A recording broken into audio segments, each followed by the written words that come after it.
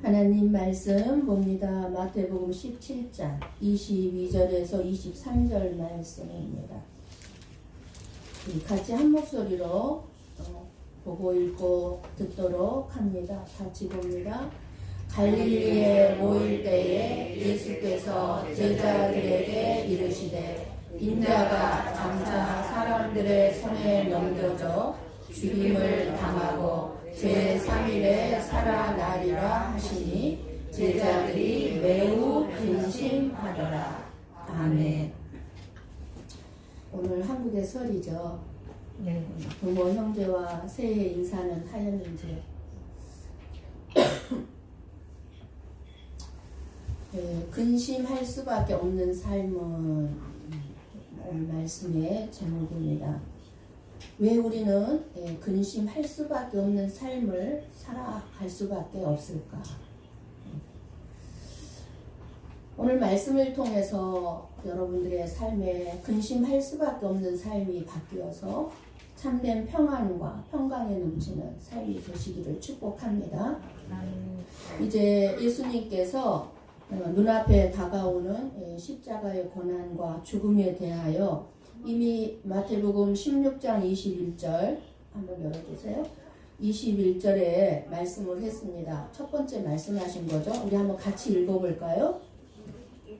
이때로부터 예수 그리스도께서 자기가 예루살렘에 올라가 장로들과 대제사장들과 서기관들에게 많은 고난을 받고 죽임을 당하고 제3일에 살아나야 할 것을 제자들에게 비로소 나타내시니. 언제였죠? 베드로가 신앙 고백을 하고 난 다음에 첫 번째 이제 예수님께서 죽임을 당하고 고난 당할 것을 말씀하신 거예요. 베드로가 어떤 고백을 했습니까? 주는 그리스도시요 살아계신 하나님의 아들입니다 라는 고백을 듣고 이제 예수님께서 이 말씀을 하셨는데, 그런데 문제는 이 말씀을 지금 오늘 두 번째 지금 들은 제자들의 반응입니다. 똑같은 말씀을 오늘 두 번째 예수님께서 하셨어요. 그런데 제자들의 반응이 문제인 점. 제자들은 예수님의 말씀을 듣자 매우 근심하였다고 했습니다. 오늘 본문으로 돌려주시면 매우 근심했어요. 그렇다면 이런 제자들의 모습을 보면서 우리에게 깨닫게 하시고자 하는 것은 무엇일까요? 우리들도 여전히 근심이 많은 삶을 살아가고 있습니다. 예수님은 제자들에게 고난과 죽음 그리고 3일 만에 살아나리라 이렇게 두 번째 말씀을 하셨지만, 제자들은 살아난다는 말보다는 죽임을 당한다는 말이 귀에 더 분명하게 들렸을 것입니다. 그러니까 죽임을 당한다는 말이 크게 들렸기 때문에 살아난다는 말은 못 들은 거겠죠. 놓친 거예요. 3일 만에 다시 살아난다는 것에 대한 말씀을 듣지 못하고 매우 근심하게 되었던 것입니다. 왜냐하면 예수님의 살아난다, 죽임을 당했는데 살아난다는 그 자체를 상상할 수도 없었고 믿을 수도 없었기 때문입니다. 그렇지 않겠습니까? 이미 예수님이 부활하기 전이니까 어떻게 이게 이해가 되겠습니까? 그리고 무엇보다도 제자들처럼 저와 여러분도 내가 알고 있는 것만, 그리고 내가 듣고 싶은 것만 듣고자 하는 경향들이 저와 여러분에게도 있습니다. 그래서 마땅히 들어야 할 말을 다 놓쳐버리는 거예요. 우리는 언제나 그래서 하나님의 말씀을 듣거나 읽을 때에 말씀 전체적으로 들을 줄 아는 지혜가 필요합니다. 그래서 마음을 집중해서 여러분들이 말씀을 들을 때에 눈과 귀를 열어서 하나님의 말씀을 한 말씀도 놓치지 말고 전체적으로 잘 듣고 무엇을 지금 하나님께서 나에게 말씀해 주시고자 하는지 들을 수 있는 자들이 되어야 합니다. 전체적으로 말씀을 잘 들어야 돼요. 내 귀에 들려오는 것만 들어서는 안 돼요. 그러면은 제자들처럼 놓쳐버리는 거예요. 이 세상에, 왜냐하면 예수님의 이렇게 살아난다는 자체를 상상도 할 수 없고 믿을 수 없었기 때문에 놓쳐버렸지 않습니까? 그래서 이런 사람들, 이런 예수님이 들려주고자 하는 말씀을 놓쳐버리는 사람들은 이 세상의 축복과 성공, 부귀 영화에 집착하는 사람들. 그런 사람들은 자기가 생각하고 싶지 않는 그런 하나님의 공의, 하나님의 심판, 고난에 대한 말씀에는 귀가 닫혀버려요. 귀가 닫혀버리기 때문에 하나님의 공의, 하나님의 심판, 하나님의 고난에 대해서는 들리지 않게 되어 있습니다. 그렇기 때문에 그런 사람들은 나에게 위로가 되는 말씀을 얼른 들려요. 내가 원하는, 내가 듣고 싶은 말씀을 얼른 들려요. 이 세상에서 물질적인 축복을 받게 될 것이라는 말씀, 성공하고 출세를 추구하는 그러한 내 마음에 맞는 그런 신앙생활을 추구하게 되고 그러한 말씀만을 듣고자 하는 것입니다. 이렇게 제자들도 축복과 성공, 출세와 영광에서 영광으로 이르는 길만 알고 있는 이 제자들이 고난과 죽음을 통한 부활의 그 영광의 길을 어찌 상상이나 할 수 있었겠습니까? 상상하지 못하는 거예요. 고난과 죽음의 길밖에 없다고 주님이 그렇게 말씀을 해도 결코 받아들이거나 이해할 수가 없거니와 능력의 예수님이 뭐가 부족해서 굳이 그렇게 그 고난을 받아가며 죽음의 길을 걸으셔야만 하는가 이해가 안 되죠. 이것이 제자들의 생각이고 저와 여러분의 생각 아닙니까? 아니 능력 많으신 예수님이 우리를 구원하려면 이 땅에서도 편안하게 살다가 구원해주면 되지 왜 굳이 고난의 길을 걸어가게 하냐 그 말이에요. 예수님 또한 왜 굳이 죽임을 당하고 고난의 길을 걸어가셔야만 하느냐 말이에요. 우리가 이해할 수 없어요. 제자들도 이해할 수가 없는 겁니다. 그래서 마태복음 16장에서 예수님이 처음 죽으심과 부활을 말씀하셨을 때 베드로가 그리하지 말라고 예수님 그러지 말라고 강력하게 만류하니까 사탄이라고 말씀을 하신 것입니다. 하나님의 뜻보다는 사람의 뜻, 즉 세상, 이 세상에서 사람의 일, 곧 사람의 일에만 관심을 두게 하는 것이 사탄의 일이기 때문에 그렇습니다. 사탄은요 끊임없이 저와 여러분을 이해한 것처럼 다가와요. 천사처럼. 그래서 처음에는 다 좋은 거 줘요. 내가 원하는 거 줘요. 그 줘가지고 어떻게 한다고요? 멸망의 길로, 고통스러운 길로 결국은 빠뜨리는 것이 사탄의 일이란 말입니다. 예수님의 뜻이 무엇인가 알지 못하고 그저 내가 열심히 신앙생활하고 내 노력으로 열심히 믿고 그것이 하나님의 뜻으로 알고 신앙생활하는 일은 매우 위험한 일임을 알아야 합니다. 왜냐하면 예수님의 뜻을 이루기보다는 내 뜻을 이루기 위한 자리에 앉아있기 때문에 그렇습니다. 내가 아무리 인간적으로 열심히 신앙생활을 해도 그 내가 하는 그 신앙생활을 돌아보십시오. 무엇을 위해서 그렇게 열심히 신앙생활을 하는지, 내 뜻을 이루기 위한 것인지 하나님의 뜻을 이루기 위한 것인지.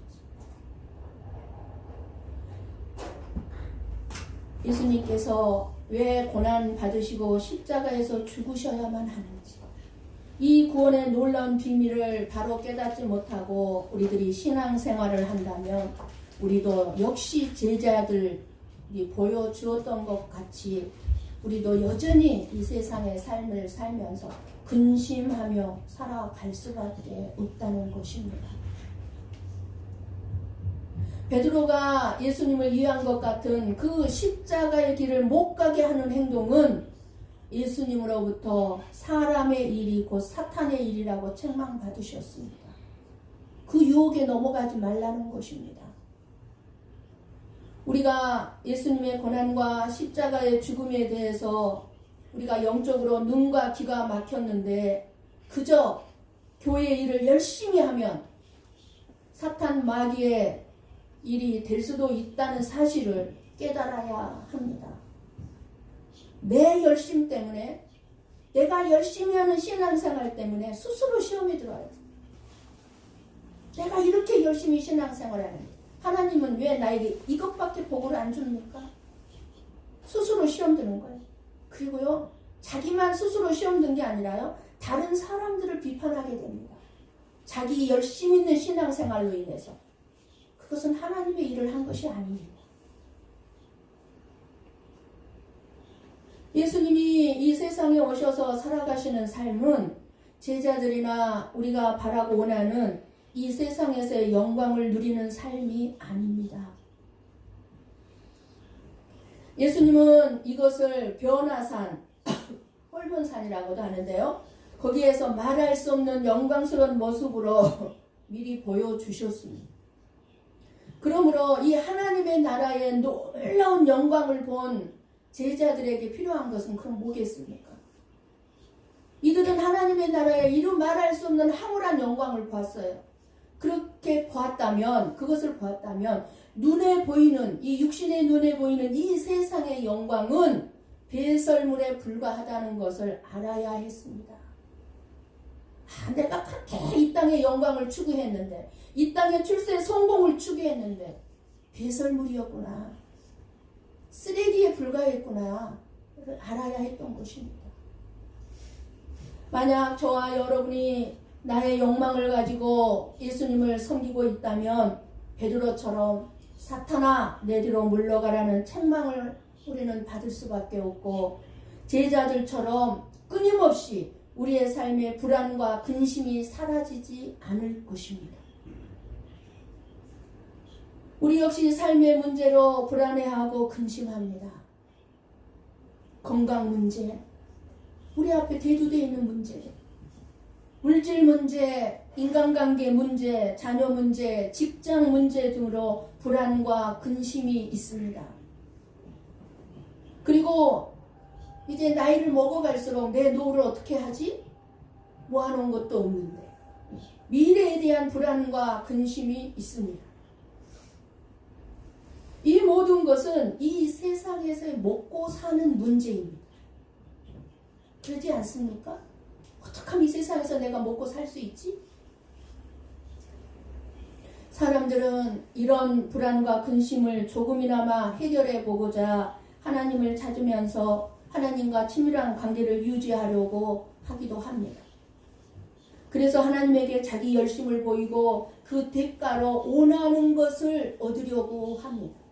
내가 하나님께 이렇게 열심히 신앙생활하고 있으니까 하나님 그 대가로 내가 원하는 거 주십시오. 딜을 하는 거, 협상을 하는 거.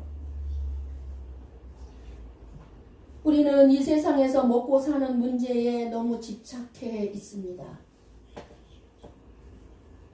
자식 잘 키워서 내 자식이 안정된 삶을 누리면 된다는 생각에 우리는 너무 몰두합니다. 저나 여러분. 이러한 생각은 자연히 십자가의 고난이나 참된 영광에 대해서는 관심 바뀔 수밖에 없습니다. 그래서 제자들처럼 언제나 세상에서의 내 자신의 문제 때문에 불안해하고 근심하며 우리는 살아가고 있는 것입니다. 예수님은 제자들에게 십자가의 고난과 죽음으로 부활의 영광에 대해 말씀을 하시는데, 제자들은 여전히 자기 생각대로 고난과 죽음이라는 말씀만 들음으로써 근심할 수밖에 없는 것처럼 우리도 고난과 죽음을 통해 누리게 되는 영광은 보지 못한 채 이 세상에서의 영광에만 몰두하고 있기 때문에 근심, 걱정이 사라질 날이 없는 것입니다. 제자들이나 많은 사람들이 죽음은 끝이라는 생각으로 가득합니다. 죽음은 끝이야.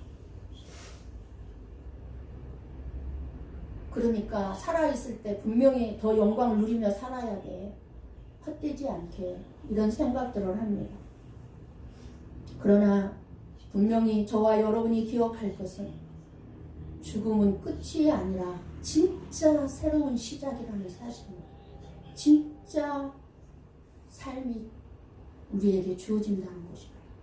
이 땅의 삶은요, 진짜 삶이 아니에요. 나그네, 안개 같은 인생에 불과해요. 끝나는 인생입니다. 이 땅의 삶이 왜 중요합니까? 죽음이 끝이 아니고 왜 새로운 삶이 있습니까? 바로 하나님의 나라냐, 지옥이냐 갈림길이 바로 죽음입니다. 그리고 오늘을 살아가는 우리는 바로 그 마지막 날, 그 죽음을 지금 바라보고 달려가고 있는 것입니다. 죽음을 바라보고 달려가고 있어요. 이제 우리는 나이를 먹어가면 먹어갈수록 나에게 있는 모든 짐들을 다 처리해야 돼. 내가 남겨놓은 짐 때문에 내 자녀들이, 다른 사람들이 어려움을 당하지 않도록 그거 처리하느라 정리해야 합니다. 죽음이 있어야 부활이 있습니다. 하지만 이것을 전혀 모르는 제자들로서는 근심거리가 되어서 예수님이 자꾸 이런 말씀 두 번째 하시니까 답답한 겁니다. 왜 예수님, 능력 있는 예수님 꼭 듣고 싶지 않은 말을 하냐 그 말이에요. 예수님이 죽으면 끝인데 그러면 지금까지 따라다닌 자기들은 어떻게 되는 거냐 이거예요. 우리가 3년 동안 예수님을 따라다녔는데 그 능력의 예수님을 따라다녔는데 먹을 거 걱정 안 했고 기적을 수없이 체험하면서 그 예수님을 따라다녔는데 예수님이 죽으면 우리는 그럼 어떻게 되는 겁니까? 그 생각에 사로잡히다 보니까 다시 살아나리라 말씀을 놓쳐버린 것입니다. 죽음이 크게 들어오니까 그럼 우리는 어떡하란 말입니까? 헛되게 예수님을 따라다녔단 말입니까? 그 생각에 잡히다 보니까 다시 살아나리라를 놓쳐버렸어요. 그러니 근심할 수밖에 없는 것이죠. 그래서 여러분 말씀은 한 말씀도 놓치지 말고 끝까지 잘 들어야 합니다. 언제 말씀 끝나지?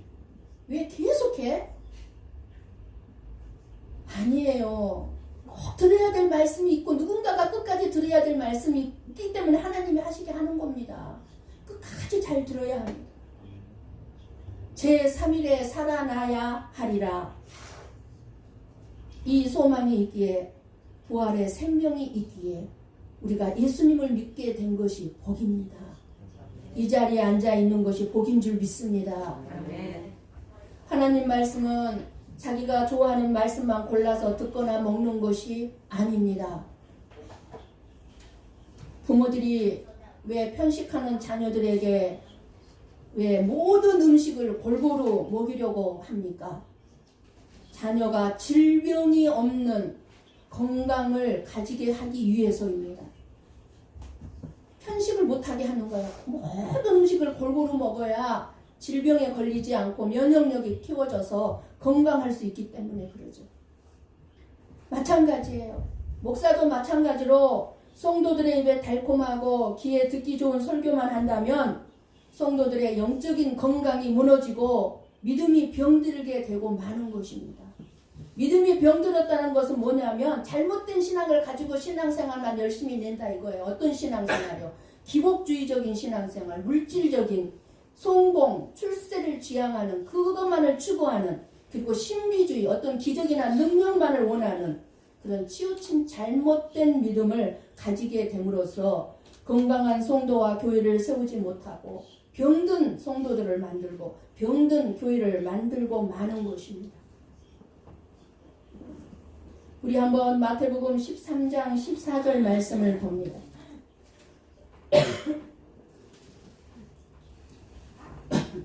같이 봅니다. 이사야의 예언이 그들에게 이루어졌으니 일렀으되 너희가 듣기는 들어도 깨닫지 못할 것이요 보기는 보아도 알지 못하리라. 믿음이 있으면 들리고 믿음이 없으면 들리지 않는 것이 하나님의 말씀입니다. 듣는데 분명히 뭔가 목사님이 말씀하는 걸 듣는데 들리지 않아요. 말씀이 들리지 않습니다. 믿음이 있으면 깨달아집니다. 말씀을 들으면 그렇구나, 맞아요 하나님 맞습니다. 주님의 말씀은 진리입니다. 이렇게 깨달아지면서 이렇게 고백하면서 듣는데 믿음이 없으면 깨달아지는 말씀들이 없어요. 도대체 무슨 말씀을 저렇게 계속 하는지 알 수가 없는 것입니다. 예수님께서 말을 해도 듣지 못하고 이해하지 못했던 사람들에게 하시던 말씀이 있습니다. 귀 있는 자는 들을지어다. 귀 없는 사람 누가 있습니까? 다 귀 있지. 그런데 들을 귀 있는 자가 따로 있다 그 말. 들을 귀 있는 자. 귀 있는 자는 들을지어다. 저와 여러분의 믿음을 올바르게 갖게 하는 것은 내가 듣기에 괴로운 말씀입니다. 일하기 싫어하는 사람한테 누구든지 일하기 싫어하거든 먹지도 말게 하라. 하나님의 이 말씀을 전하면 일하기 싫은 사람이 얼마나 듣기 괴롭겠습니까? 일하기 싫어 죽겠는데 먹지도 말게 하라고 하나님이 그러시니 괴롭죠. 너무너무 싫은 사람이 있는데 하나님의 말씀이 맨날 서로 사랑하라는 거예요. 서로 사랑하라. 그것이 나를 사랑하는 것이다. 입술로 예수님 사랑합니다 말할 것이 아니라 너의 주위에 네 이웃에 네가 싫은 사람을 사랑하라. 그러는데 마음이 얼마나 괴롭겠습니까? 사랑하고 싶은데 사랑이 안 되는데 하나님은 또 사랑하라고 그러는 거예요. 그러니까 내 마음이 괴로워요. 하나님의 말씀을 듣기가 괴롭습니다. 하나님의 말씀이 나에게 거슬리고 괴로운 이유는 무엇이겠습니까? 안 듣고 싶은 이유는 무엇이겠습니까? 내가 삐뚤어져 있기 때문에 그래요. 내 마음이. 말씀을 잘못 전하는 것이 아니라 내가 잘못되어 있기 때문에 그렇습니다. 내 마음이 병들어 있기 때문에 그렇습니다. 그러므로 하나님의 말씀이 괴롭게 고통스럽게 들려진다면 그 순간은 나에게 가장 복된 시간인 줄 믿으시기 바랍니다. 내가 무엇이 잘못되었는지를 알 수 있는 기회고 고칠 수 있는 기회이기 때문에 그렇습니다. 하나님이 보시기에 삐뚤어지고 병든 나를 보시고 말씀하고 계시는 거예요. 왜요? 나를 올바르게 하고 나의 병든 마음을 치료해 줄 수 위해서 말씀을 하고 있기 때문입니다. 기회인 거예요. 저와 여러분에게는. 우리 한번 스가랴서 7장 9절에서 11절 말씀을 봅니다. 같이 봅니다. 만군의 여호와가 이같이 말하여 이르시기를 너희는 진실한 재판을 행하며 서로 인애와 긍휼을 베풀며 과부와 고아와 나그네와 궁핍한 자를 압제하지 말며 서로 해하려고 마음에 동원하지 말라 하였으나 그들이 듣기를 싫어하여 등을 돌리며 듣지 아니하려고 귀를 막으며. 그런데 우리도 내가 듣기에 괴로운 말씀을 듣기를 싫어합니다. 귀를 막 막아버리고 싶어요. 귀에 거슬리고 듣기 괴로운 하나님의 말씀을 멀리하고 싫어한다면 구원을 이룰 수가 없습니다. 하나님의 말씀이 저와 여러분의 마음을 불편하게 하고 내 마음에 내키지 않을 때가 많죠. 싫은 걸 어떡하란 말입니까? 내키지 않을 때가 많아요.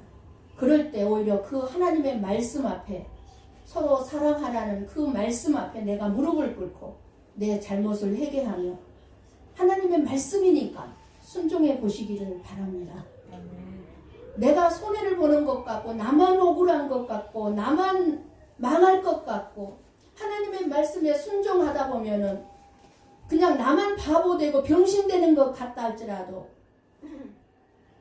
내 일이 망할 것 같다 할지라도 완전한 하나님의 말씀에 나를 순종시키고 복종시킬 때 그때 내가 죽고 하나님의 말씀이 살 때 불편하고 괴롭게만 했던 내 마음이 이루 말할 수 없는 평안과 기쁨으로 바뀌게 될 것입니다. 그것이 바로 우리가 구원을 얻고 하나님 자녀로서의 살아가는 삶의 방법입니다. 사랑하는 성도 여러분, 예수님은 고난 없는 영광을 말씀하신 적이 없습니다. 예수님은 고난을 받으면서도 내가 이 일을 위하여 왔노라 라고 담대하게 선언하셨습니다. 고난은 부활의 영광으로 들어가기 위해 반드시 거쳐야만 한 과목입니다. 이것이 저와 여러분의 구원을 이루기 위해 하나님께서 저와 여러분의 삶 속에 이런저런 고난과 고통과 근심거리들이 있게 하시는 하나님의 일이십니다. 예수님 자신이 사람들의 손에 넘겨진다고 하셨습니다. 오늘 본문 말씀. 이 말씀은 할 수 없이 사람들의 손에 넘어가는 것이 아니라 하나님의 뜻에 의해서 그렇게 된다는 것을 말씀해 주고 있는 것입니다. 그러니까 사람들에게 넘겨진다는 것은 사람들의 법에 의해서 재판을 받게 되고 고난을 받고 죽임을 당한다는 것입니다.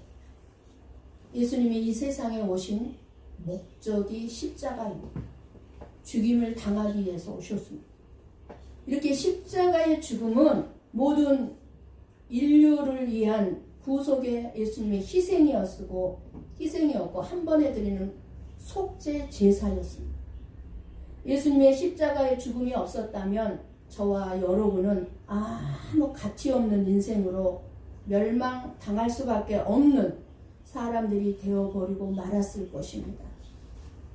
그런데 이 십자가로 인하여 오늘 믿음을 소유한 영원한 생명을 소유한 저와 여러분들로서 하나님의 나라의 소망을 가지고 살게 되고 있는 것입니다.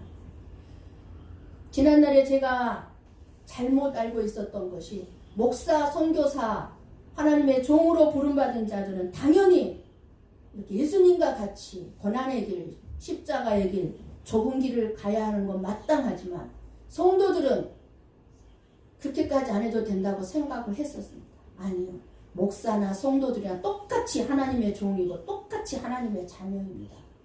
제가 갈수록 깨닫는 것은 목사만 가요, 선교사만 가는 것이 아니라 순교의 삶을 살아가는 것이 아니라 성도들도 목사나 선교사나 어느 누구나 마찬가지로 이렇게 하나님 나라의 소망을 가지고 순교적인 삶을 살아가야 된다는 것입니다. 이것이 예수님을 따르는 자의 삶이에요. 제자의 삶.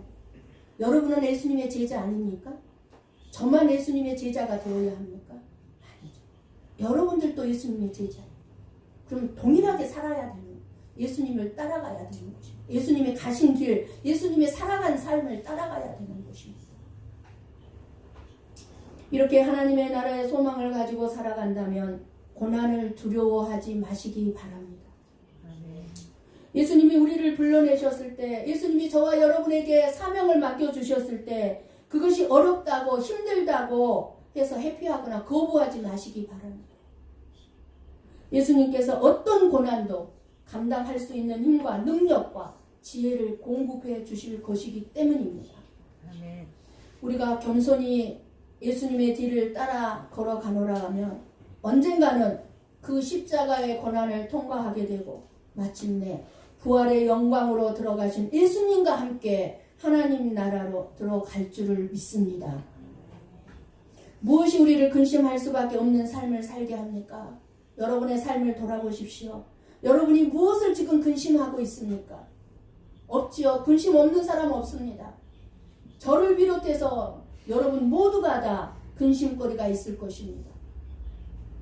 저와 여러분을 근심하게 하는 문제들을 하나하나 생각해 보면 우리는 전혀 가치 없는 일로 근심을 하며 살아가고 있다는 사실입니다. 이 모든 것이 십자가의 고난으로 인한 하나님의 영광의 나라의 가치를 알지 못하기 때문입니다. 영광의 나라의 가치를 아는 것. 내가 앞으로 누릴 그 영광의 나라의 가치를 안다면 그것보다 복되고 좋은 것은 없을 것입니다. 그것을 안다면 이 세상에서 우리들이 근심거리는 없습니다. 우리 모두는 다 예수 그리스도께서 십자가를 지심으로 인하여 더 더럽고 추한 죄와 저주, 사망에서 건진받은 자들입니다. 그럼에도 불구하고 우리들의 몸과 우리들의 마음, 우리들의 언행신사, 말하는 거, 행동하는 거, 마음 갖는 거를 보면은요, 우리의 삶의 자세는요, 늘 순간적인 기분, 순간적인 감정, 육신적인 욕구에 의해서 내 자신을 지배당하고 오면서 살아오고 있습니다. 때로는 마귀의 유혹에 넘어가기도 하고 죄인의 길에 서서 너무너무 내가 몰라요. 내가 교만한 줄은. 이것이 가장 무서워요. 저는 정말로 너무 무서워요. 내가 내 자신이 교만한 걸 모르고 있다는 것이. 늘 그렇게 교만하게 살아왔고 영적인 것보다는 육적인 것을, 영원한 것보다는 순간적인 지금 이 순간에 그 삶만을 생각하고 하나님의 나라의 것보다는 그저 이 세상에서 내가 어떻게 하면 더 편안하게 살 수 있을까? 이 세상의 것에만 이끌려 살아온 모든 죄악들과 하나님이 내게 맡겨주신 사명에 충성하지 못한 것을 우리는 회개하고 신앙생활에 대한 회복의 기회가 되는 2023년이 되기를 축복합니다. 아멘. 만일 예수님이 다시 살아나지 못하고 십자가 거기서 끝났다면 그것은 실패요, 절망이요. 우리는 예수 믿는 것이 헛된 일, 아무것도 아닙니다. 그러나 죽음에서 반드시 따라오는 말씀, 3일 후에 다시 살아난다는 말씀입니다. 여러분 삶 속에 고난이 있으면 그 고난 끝에 영광이 있다는 것입니다. 그러니 저와 여러분은 예수님이 누구이신지를 정확하게 올바르게 알아야 할 것입니다. 예수님을 아는 사람은 그 뜻을 이루는 동안에 하나님의 뜻을 하나님께서 내 인생 속에 이뤄가는 동안에 저와 여러분의 삶 속에 어떤 고난, 어떤 어려움이 있다 해도 결코 근심하지 않을 것입니다. 왜? 지나가는 과정이니까. 아니까. 이 어려움이, 이 고난이 끝나면 나에게 기쁨이 기다리고 있다는 것을 믿으니까. 예수님의 제자들이 그렇게 두려워하고 근심하더니요, 예수님이 부활하셨죠. 그리고 승천하셨어요. 그리고 성령님을 보내주셨어요. 그 성령님이 임한 다음에는 예수님이 누구이신지를 바로 알게 되었고 그 예수님의 이름으로 십자가의 죽임 당함을 기쁘게 여기면서 순교하였던 것입니다. 이 세상에서 누가 나의 죄값을 대신 치러줄 수 있겠습니까? 나를 가장 사랑하는 부모인들, 나의 죄를 위해서 대신 죽어줄 수 있습니까? 아니요. 대신 죽을 가치가 없는 나의 죄를 위해 대신 내 죄를 뒤집어 쓴 예수님께서 이 일을 하셨습니다. 죽으심으로 나의 모든 죄를 대신 속죄해 주셨습니다. 내 죄값을 다 지불해 주셨습니다. 예수님의 고난과 죽음을 두려워하여 근심하는 삶을 살아가는 저와 여러분이 아니라 오히려 오늘 저와 여러분도 예수님을 믿음으로 말미암아 고통당하고 고난이 있고 어려움이 있고 힘듦이 있는 삶이라 할지라도 부활의 영광을 바라보고 오늘을 살아가시는 저와 여러분의 복된 삶이 되시기를 주님의 이름으로 간절히 축원합니다. 아멘. 기도하시겠습니다.